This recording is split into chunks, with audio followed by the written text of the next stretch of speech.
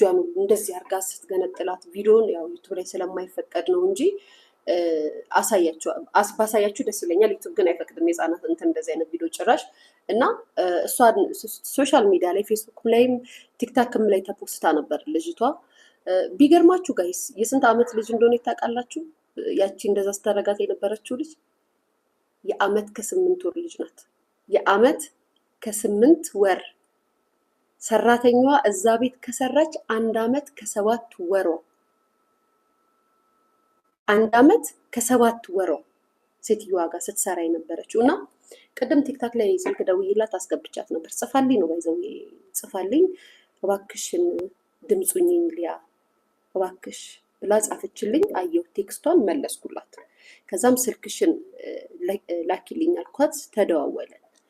ይሄ ለሚመለከተው አካልም እንዲሁም ደግሞ እዚህ አዲስ አበባ ውስጥ ያላችሁ የቤት ሰራተኛ ለምትቀጥሩ ሰዎች በአጠቃላይ ነው መልእክቴ።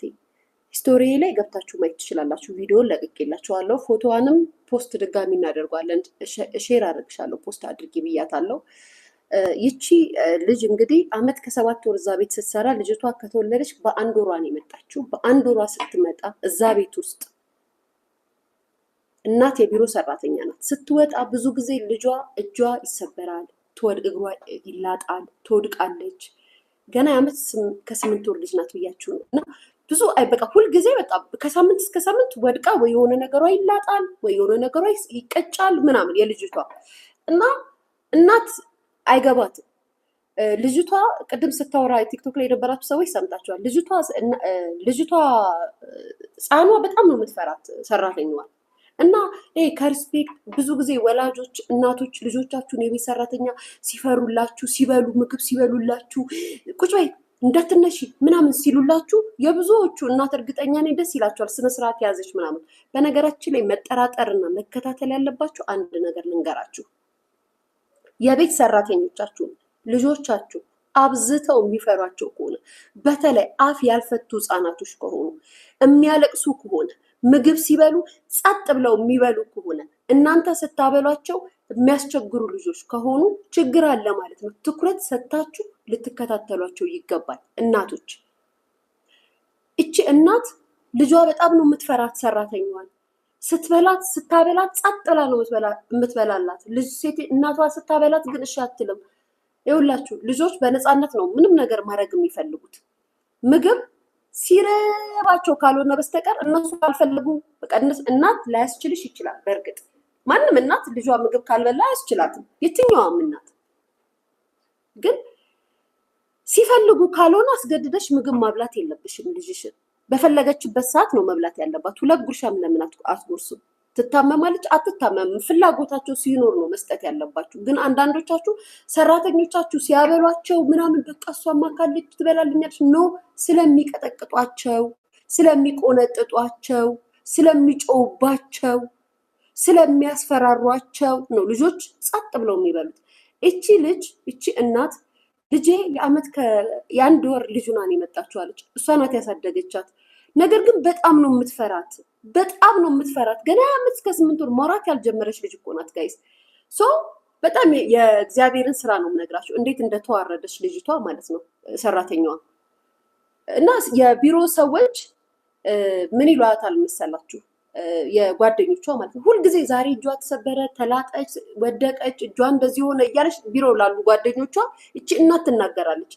ከዛ ማለት ሁሌ ነው እና ቢሮ ውስጥ የተለመደ ነገር ነው አለች። ያንቺ ልጅ ደግሞ ሁሌ ነው እንደ የምትወድቀው፣ ያንቺ ልጅ ደግሞ ሁሌ ነው ሳያት እንደ ልጅ እንደዚህ የምትሮጥ የምትንቀለቀል ልጅ አይደለችም። ቤት ውስጥ እርግጥ ያለች ልጅ ናት። ግን ምን ስትሆን ነው የምትወድቀው እላለሁ አለች። ይሄ ትመታታለች፣ በዚህ ደረጃ ታረጋታለች ብዬ አስቤ አላቅም አለች።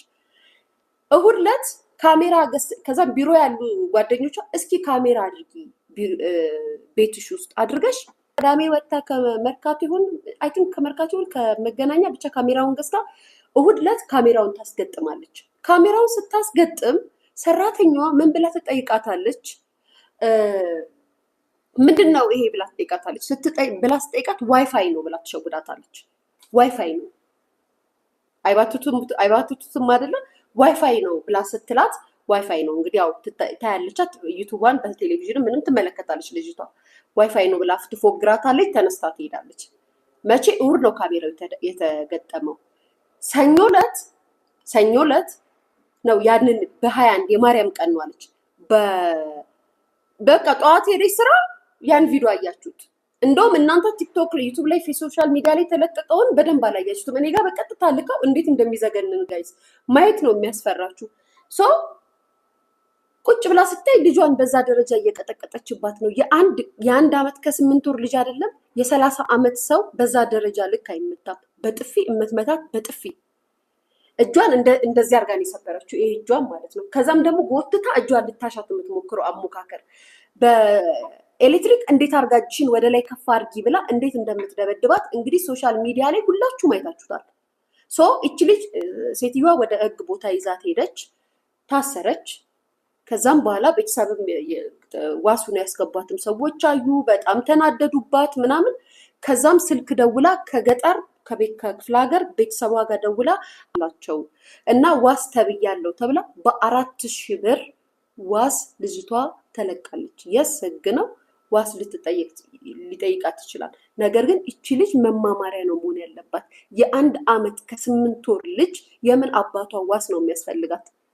አፍ ያልፈታችን ልጅ በዛ ደረጃ እንደዛ የቀጠቀጠች ልጅ የትኛዋም እናት የዛችን ዱላ አይቶ በእስር ትቀጣ የሚል የለም። ቢያንስ በቀላሉ 1 ዓመት ትቀጣ ነው የምትሉት።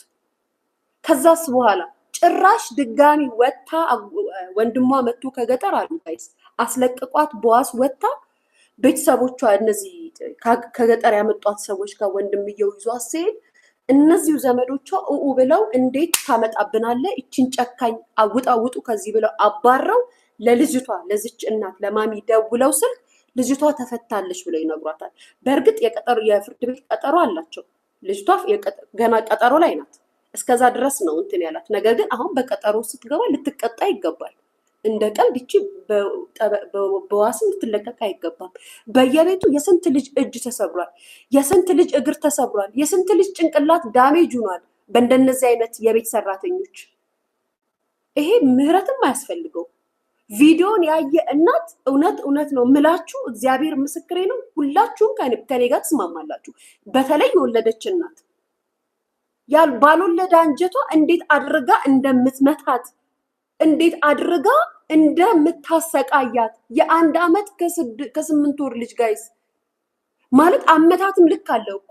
ልጆች ሊያስቸግሩ ይችላሉ፣ ልትቆነጥጧቸው ትችላላችሁ። እንዴት ነው በጥፊ እንደ ትልቅ ሰው እንደዚህ የምትመቷት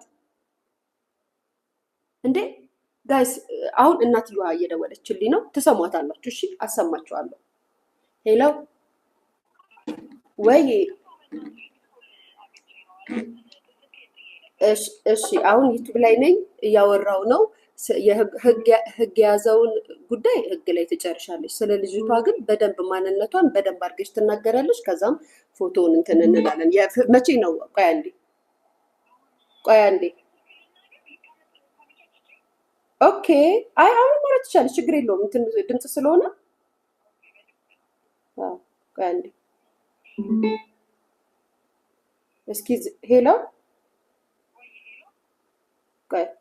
ጋይስ ትነግራችኋለች። ልጅቷ አሁን ተመልሳ ሰው ቤት ገብታለች። ሰው ቤት እየሰራች ነው ድጋሚ ማለት ነው። በዚህ አይነት ምን አይነት ቤት ልትገባ እንደምትችል ልጆች ያሉበት ቤት ልትገባ ትችላለች። ልጆቻችሁን ትገላለች እቺ ልጅ። የ1 ዓመት ከ8 ወር ልጅ በዚህ ደረጃ ከመታች እቤታችሁ የገቡትን ሰራተኞች ቼክ አድርጉ። እናቶች ቼክ አድርጉ። እቺ ዳግም አዲስ አበባ ላይ ሰው ቤት ተቀጥራ መስራት የለባትም ጋይስ። ህግ እንኳን ቢለቃት መስራት የለባትም እንዴ ማለት ቤተሰብ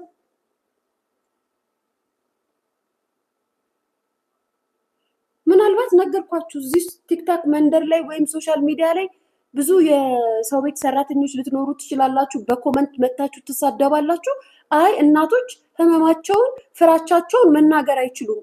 አንድ የቤት ሰራተኛ ልብስ ስትሰርቅ እቃ ስትሰርቅ ሚዲያ ላይ ስትሰጣ የሀበሻ ሰራተኛ ከማድረግ እግዚአብሔር እናትዬ የሀበሻ ቤት እኮ ሰራተኛ የምትሆኙ ድሃ ስለሆንሽ ነው፣ ስለሌለሽ ነው። ምክንያቱም አረብ ሀገር መሄድ ይሻላል ትላላችሁ። አረብ ሀገር ለመሄድ ገንዘብ ያስፈልጋችኋል። ገንዘብን ፈልጋችሁ ነው የምትመጡት። ዝም ብሎ እኮ አረብ ሀገርም አይካሄድም እኮ። ዝም ብሎ በኢትዮጵያ ኤርላይንስ በአይሎፕራን አይካሄድም። የአይሎፕራን ብር የምትከፊበት ገንዘብ ሳይኖርሽ አትበጣጠሱ። እኔ በጣም ነው የምታስቁኝ።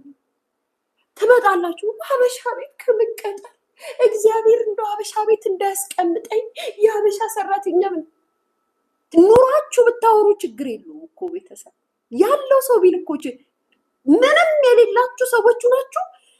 ቀን ጥሏችሁ አረብ ሀገር ወይ ደግሞ በስንት ስቃይ ውጭ ሀገር ሄዳችሁ ልትበጣጠሱ ትሞክራላችሁ። ምን ማለት ነው? ምን ማለት ነው? ለዚች ልጅ አሁን ውይ እንደዚህማ አይባልም ብለሽ እኮ ልትሰድቢኝ ትችያለሽ። አይ ነው ምክንያቱም ስላልወለድሽ የልጅ እናት ስላልሆንሽ። እኔ ከኦማን ካለውባቸው ሰዎች ጋር እስቲል ቤተሰብ ነኝ ጋይስ። እስቲል ኪዳነ ምሕረት ምስክሬ እስቲል ነው የምላችሁ። ስንት አሉ የአረብ ሀገር ልጆች በጣም ከአሰሪዎቻቸው ጋር ቤተሰብ የሆኑ እነሱ ኢትዮጵያ ድረስ መጥተው የሚጠይቋቸው። ምክንያቱም ልጆቻቸውን በእምነት በሰላም እንደራሳቸው ይዘው ተንከባክበው ታምነው የወጡ ስንት ሀበሻ የቤት ሰራተኛ አለ፣ ከኔ ጭምር አላችሁ። ደግሞ ሰው ሲናገራችሁ የሀበሻ ቤት ሰራተኛ ከመሆንማ እግዚአብሔር ይግደል። ታች ስክሪን እና አይፎን ይዛችሁ ስትቀመጡ ቦስ የሆናችሁ ማዳም የሆናችሁ የሚመስላችሁ የሰው ቤት ሰራተኞች የሚባል ነገር የለም። ሰራተኛ ሰራተኛ ነው። ሰራተኛ ክብር የሚሰጥሽ የዛን ቤት ሰው ኃላፊነት የተሰጠሽን ነገር ስታከብሪ ነው። ዶክተር የሚባለው እኮ ዝም ብሎ አይደለም ዶክተር የተባለው ተምሮ እኮ ነው እንዴ። ከዛም ስማቸው ላይ አጋዥ ለምን አትይንም? ለምን አጋዥ አንቺም ሰራተኛ ልትበጣጠሱ ትሞክራላችሁ። ከዛም እንደዚህ አይነት ስቃይና ዱላ እያያችሁ መታችሁ ስትናገሩ በኮመንት ተረባርበው ይመጣሉ። ጋይስ ለምን አወራችሁ? ለምን ተናገራችሁ? ስለዚች ልጅማ በደንብ ነው እንጂ መናገር ያለብን። እንደዚህ አርጋ የ1 ዓመት ከ8 ወር ልጅ እንደዚህ በጭካኔ ለቀጠቀጠች ልጅ እኮ ይች እኮ ሌላም ቤት ብትገባ እኮ የሰው ልጅ ትገላለች። ጋይስ ወታለች፣ በዋስ ወታለች፣ ሰው ቤት ገብታለች። ይች ልጅ በደንብ አልተወራላትም፣ በደንብ አልተነገራትም። ስለዚህ በምትገባበት ቤት የሌላዎቹንም ልጆች ታሰቃያለች። አፍ ያላቸው ይናገራሉ፣ አፍ የሌላቸው ህፃናቶች እንዴ ህፃናት ያወራል እንዴ? ህፃናት እኮ እስከ 4 ዓመት ድረስ ላያወሩ ይችላሉ እኮ እዚህ ሀገር ላይናገሩ እኮ ይችላሉ። ሀሳባቸውን ላይገልጹ ይችላሉ እኮ። እና እየተቀጠቀጡ በሰው ቤት ሰራተኛ ልጅ በሚጣሉ ሰዎች እየተቀጠቀጡ ይኑሩ እንዴ? ከዛ መልተን ስንናገር ጋይስ ሙልጭ አርገው ይሰድቡናል። ሙልጭ አርገው ማለት ነው።